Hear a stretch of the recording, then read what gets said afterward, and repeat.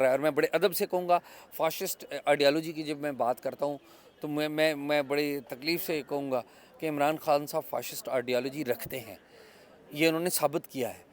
और तीसरी बिस्मिल्लाहिर्रहमानिर्रहीम, वो अस्सलाम वालेकुम नाज़रीन। इस वक्त मौजूद हूँ यहाँ पर ठंडी हवाई भी मेरे ख्याल से चल रही है प्रेस क्लब इस्लामाबाद के सामने, इधर क्लब के सामने मौजूद हूँ। मेरे साथ सीनियर सहाफ़ी और तज्ज़ियाकार एजाज़ सईद साहब भी मेरे साथ मौजूद हैं। उनसे थोड़ी सी बात कर लेते हैं। थोड़ी देर पहले यहाँ पर मंजूर पश्तीन के उसका प्रेस कॉन्फ्रेंस भी हो रहा था, तो उसके हवाले से भी एक दो सवाल उनसे पूछना चाहूँगा। अस्सलाम वालेकुम सर। ज़ियाद क्या हाल है आपके? ठीक है, बिल्कुल थैंक यू। ठीक ठाक। मुझे ये सुना बताएं कि अभी मंजूर परसीन साहब अदालत में भी सवालिया निशान उठा रहे थे और उसके हवाले से भी कह रहे थे कि हम काफ़ी मायूस हैं अदालत से।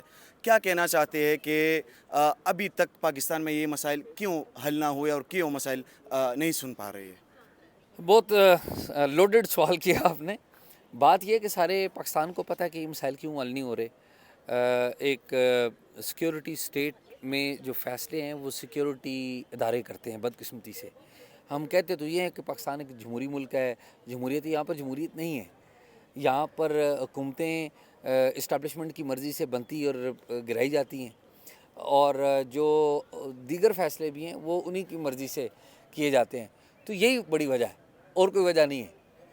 मुझे ये बताइएगा कि यहाँ पर अभी पाकिस्तान तहरीक इंसाफ जो लॉन्ग मार्च करने जा रही थी और उन्होंने कर दी, इमरान खान के लोगों पर तशद्दुद भी हुआ, उन पर शिलिंग भी हुई, काफ़ी चीज़ें हुई, क्योंकि मैं वहाँ पर खुद ही मौजूद था।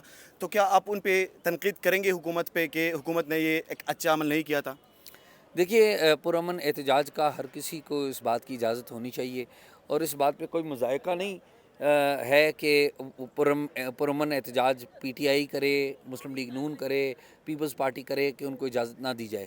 लेकिन अब इमरान खान साहब ने एक इंटरव्यू दिया है। इससे पहले नून लीग की हुकूमत और राना सनाउल्लाह जो वज़ीर दाखिला इनके, वो दावा कर रहे थे कि ये तो एहतजाजी ये तो खून खराबे के लिए आए थे।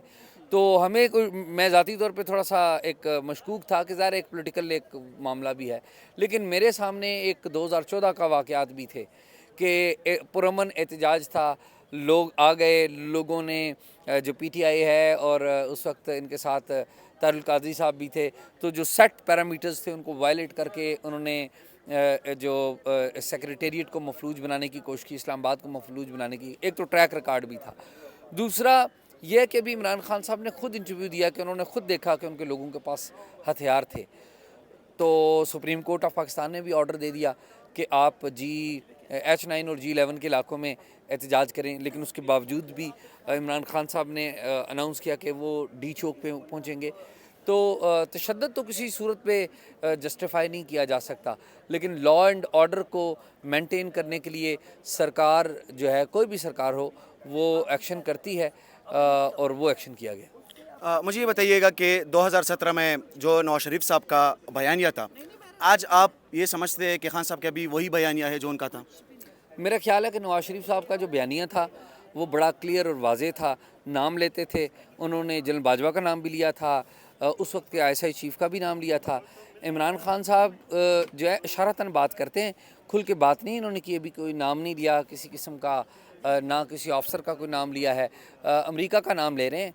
तो मेरा नहीं ख्याल कि इमरान खान साहब की जो बयानात हैं उनमें कोई क्लैरिटी है। अमेरिका अगर मुलव्वस है तो हमें समझ में आना चाहिए कि वो कैसे मुलव्वस है। पाकिस्तान में फिर उन्होंने भुट्टो साहब की मिसाल दी, तो पाकिस्तान में भुट्टो साहब की अगर मिसाल है दुरुस्त, तो उस वक्त तो जनरल ज़िया-उल हक थे, जिनकी मदद से अगर अमेरिका ने कोई रोल प्ले किया तो उस वक्त तो फिर ज़िया-उल हक साहब थे, क्योंकि हमें तो ज़िया-उल हक साहब नज़र आए ना। तो मेरे ख्याल में इमरान खान साहब पता नहीं, शायद रिटायरमेंट का इंतज़ार कर रहे हैं जनरल बाजवा की, क्योंकि इमरान खान साहब का एक ट्रैक रिकॉर्ड ये भी रहा है कि जब तक कोई ऑफिसर्स या अदलिया के जो जजेज़ हैं वो अपनी सीटों पर बराजमान होते हैं, तो खान साहब किसी पर तनकीद नहीं करते। इफ्तिखार मोहम्मद चौधरी साहब की तारीफ़ें करते थे इमरान खान साहब, लेकिन जिस दिन वो रिटायर हुए उनके ख़िलाफ़ वो हर्जा सराई करने लग पड़े। जनरल बाजवा की भी तारीफ़ें करते थे, अभी जनरल बाजवा साहब का नाम नहीं लेते। तो मुझे तो लगता ही है कि जनरल बाजवा जिस दिन रिटायर होंगे या रिटायरमेंट से 4-5 दिन पहले इमरान खान साहब कुछ दिन पहले तनकीद शुरू कर दें, मुझे तो ये लगता है। नवाज शरीफ ने जनरल बाजवा का भी नाम लिया, बाकी भी जनरलों का उन्होंने नाम शाम लिए थे, लेकिन आज तो वो नाम नहीं लेते ना। जी, गलत है। अगर वो नाम इसलिए नहीं लेते कि उनके साथ डील हो गई है, जब उनके साथ डील हो जाए तो फिर नाम कैसे लें।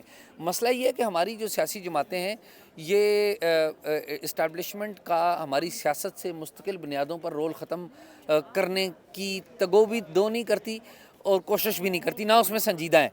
ये उसी वक्त तक एंटी इस्टेब्लिशमेंट होती हैं जब तक ये दोबारा इक़्तिदार में आने के लिए डील नहीं कर लेती। मैं असल में ये पॉइंट आने की कोशिश कर रहा था। मुझे ये बताइएगा कि अभी खान साहब की कोई डील हुई है इनसे? मुझे नहीं लगता कि इमरान खान की कोई डील हुई है, लेकिन अगर कोई डील हो भी जाए तो ये कोई हैरानकुन बात इसलिए नहीं होगी कि पाकिस्तान की तारीख यही बताती है कि हमारे लीडर्स जो हैं वो डिले कर लेते हैं। ऐसा सैयद साहब, मैं आपको बहुत अच्छा सहाफ़ी मानता हूँ। मुझे ये बताइएगा कि आजकल के सहाफ़ी दो हिस्सों में तकसीम है। यार आप मुझे अच्छा साफ़ी ना माने, मुझे मुझे बस एक तालिब इल्म जर्नलिज़म का मान लीजिए। बात ये कि इसमें तो कोई डाउट नहीं है कि जर्नलिस्ट जो हैं वो तकसीम है, और जर्नलिज़म की जो तकसीम है वो भी मैं कहूँगा कि 3 हिस्सों में तकसीम है जर्नलिस्ट। एक मैं ये कहूँगा कि डेमोक्रेट्स हैं जो चाहते हैं कि पाकिस्तान में डेमोक्रेसी स्ट्रेंथन हो, पाकिस्तान में जो पार्लियामेंट से अलावा जो लोग किरदार अदा कर रहे हैं वो चाहे इस्टेब्लिशमेंट है, उनका रोल नहीं होना चाहिए। पार्लियामेंट का, प्राइम मिनिस्टर का और कैबिनेट का रोल होना चाहिए जो कि अवाम से हैं और उन अवाम से आएँ और अवाम को जवाबदेह हों। दूसरे वो लोग हैं मेरे ये ख्याल में जो कि सियासी जमातों में तकसीम हो गए हुए हैं।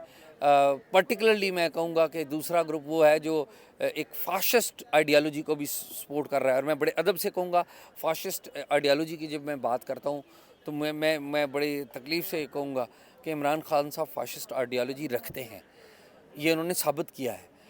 और तीसरी वो लोग हैं और जिनकी बहुत बड़ी तादाद है, वो हमारी इस्टेब्लिशमेंट के और हमारी जो ताकतवर हलके हैं सिक्योरिटी स्टेट के जो परवरदा हैं, वो लोग हैं जो कि हर वक्त इस्टेब्लिशमेंट का गुण गाते हैं और उन्हीं के कहने पे जर्नलिज्म करते हैं। तो मेरा ये ख्याल है कि ये वो जो जर्नलिज्म कर रहे हैं वो आपको कह रही है कि ये जो है ये मुल्क के ख़िलाफ़ जा रहे हैं। जी, वो कहने दें, बिल्कुल उनका राइट है, जो मर्ज़ी कहें, हम उनको किसी को तो नहीं रोक सकते कि हम मुल्क के ख़िलाफ़ हैं। देखिए, हम चाहते हैं कि इस मुल्क में कॉन्स्टिट्यूशन 1973 है, उसमें भी बेहतरी की ज़रूरत है, लेकिन वो बेहतरी पार्लियामेंट करेगी, उसमें भी बेहतरी की ज़रूरत है। पार्लियामेंट की सुप्रीमेसी होनी चाहिए, कॉन्स्टिट्यूशन को जाया जाना चाहिए, और क़वानीन को माना जाना चाहिए और उसको फॉलो करना चाहिए। तो क्या बाकी जो लोग हैं वो क़वानीन को और पार्लियामेंट को सुप्रीम समझते हैं? अगर तो वो समझते हैं तो बिल्कुल ठीक है, अगर नहीं समझते तो आपको भी पता है कि कौन नहीं समझता और कौन समझता है। बहुत शुक्रिया जी। बहुत शुक्रिया। Thank you. बहुत